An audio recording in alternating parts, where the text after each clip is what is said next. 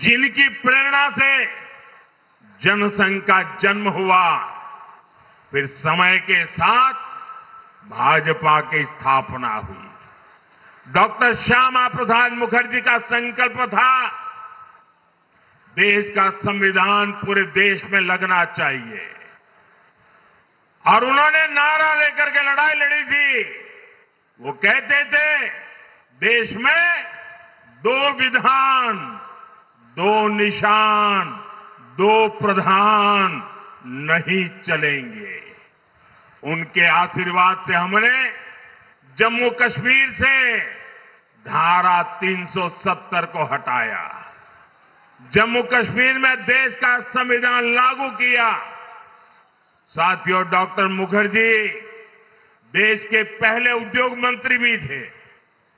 अगर उनके विजन को आगे बढ़ाया होता तो देश आज और ऊंचाइयों पर होता।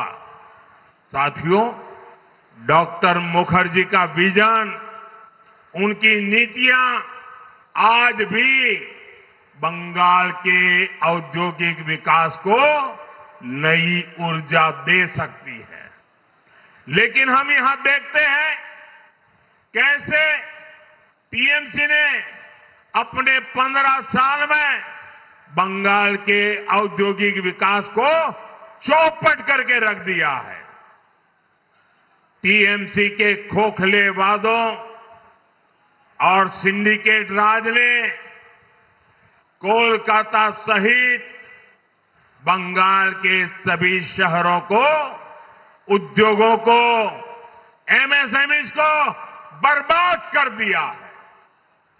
यही टीएमसी सरकार है जिसने बंगाल में 2000 बड़े उद्योग लाने का वादा किया था। लेकिन आज दमदम जैसे पुराने औद्योगिक शहरों की स्थिति और खराब हुई है। यहां फैक्ट्रियों में ताले लग रहे। साथियों, कभी देश के दूसरे हिस्सों से लोग रोजगार के लिए कोलकाता आते थे, लेकिन आज युवाओं का पलायन यहां की सबसे बड़ी चुनौती बन गई है। आप स्पोर्ट्स का ही सेक्टर लीजिए, कोलकाता से बड़ा स्पोर्ट्स का हब देश में कहीं नहीं था, लेकिन आज बंगाल के युवा खिलाड़ी भी अच्छे अवसरों के लिए छोड़कर जा रहे हैं। आखिर क्यों? इसका जवाब आपको कुछ समय पहले भी मिला है, जब कोलकाता के ग्राउंड में शर्मनाक तस्वीरें आई। ये टीएमसी के नेता, विधायक, मंत्री सिर्फ यही खेला खेल रहे हैं। साथियों, निर्मम सरकार के राज में बंगाल की नगरपालिकाओं में कैश फॉर जॉब घोटाला भी सामने आया। इन लोगों ने रोजगार को बेचने का काम किया। जब तक ये टीएमसी वाले सत्ता में है, तब तक किसी गरीब के बच्चे को नौकरी नहीं मिलेगी। ये इनका कारनामा है। यहां के युवाओं को रोजगार देने के लिए आपको बीजेपी सरकार लानी ही होगी। साथियों, दमदम यह सिर्फ एक स्टेशन या एक इलाका नहीं है, ये कोलकाता का प्रवेश द्वार है। लेकिन दुख इस बात का है कि ये क्षेत्र विकास की दौड़ में पिछड़ रहा है। हर मानसून में यहां की गलियां तालाब बन जाती है। आज दमदम का दम पानी में निकल रहा है। साथियों, ये शहर आज भी 150 साल पुराने ड्रेनेज सिस्टम पर निर्भर है, जबकि 5 दशक में आबादी 6-7 गुना बढ़ गई है।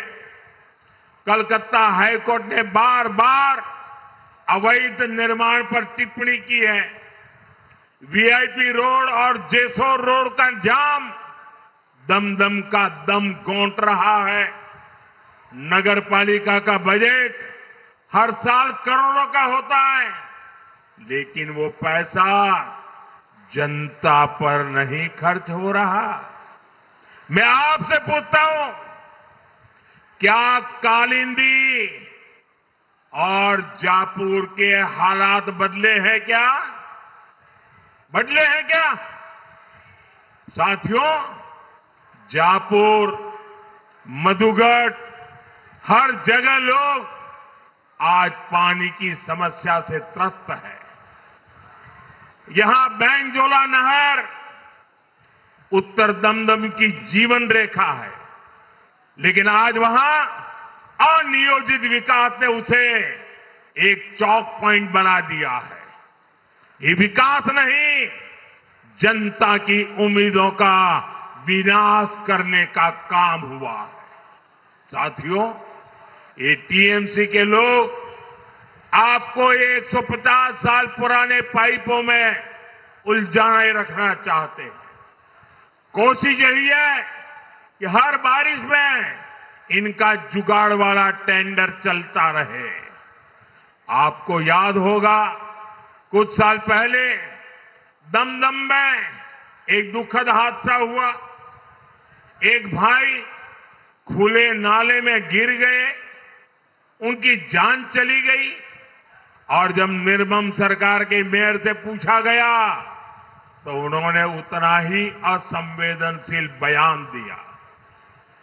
अपनी नाकामी छुपाने के लिए ये लोग उन हर गरीब बच्चों को ढाल बना रहे हैं, जिन्हें टीएमसी सरकार ने आज तक शौचालय तक नहीं दिया। साथियों, दम दम की तरक्की के बीच में ये निर्मम सरकार के बिचौलियों की दीवार खड़ी है। इस दीवार को हमें साथ मिलकर तोड़ना होगा। हमें जुगाड़ वाला दमदम नहीं चाहिए, हमें इंजीनियरिंग वाला दमदम चाहिए। और ये काम आधुनिक सोच वाली बीजेपी ही कर सकती है। साथियों, आपकी ईज ऑफ लिविंग बीजेपी सरकार की प्राथमिकता है, लेकिन टीएमसी ऐसी पार्टी है जो विकास का हर काम रोकती है, रोड़े अटकाती है। यहां कोलकाता मेट्रो का काम, जो सॉल्ट लेक जैसे बड़े आईटी हब को सीधी कनेक्टिविटी देने वाला है, वो टीएमसी के कारण अटका पड़ा है। टीएमसी इस मेट्रो रूट से जुड़े एक प्रोजेक्ट के एनओसी पिछले 1 साल से अटकाए हुए हैं। जब तक टीएमसी यहां रहेगी, कोलकाता में ट्रैफिक की कुव्यवस्था कभी नहीं सुधर पाएगी। साथियों, दूसरे चरण में यहां के सभी भाजपा उम्मीदवारों को विधानसभा पहुंचाना है। यहां इन सारे उम्मीदवारों को आपके आशीर्वाद चाहिए, इसके लिए मैं आज आपके पास आया। बीजेपी की सरकार बनानी चाहिए, इसलिए मैं आपके आशीर्वाद लेने आया हूं। बीजेपी का सीएम बनाना चाहिए, इसलिए मैं आपसे आशीर्वाद लेने आया हूं, ताकि पीएम और सीएम मिलकर काम कर सके। पीएम सीएम एक साथे उन्नयन होबे दिने राते। इसी आह्वान के साथ एक बार फिर आप सभी का बहुत बहुत धन्यवाद। मेरे साथ बोलिए, भारत माता की, भारत माता की, भारत माता की। वंदे वंदे वंदे।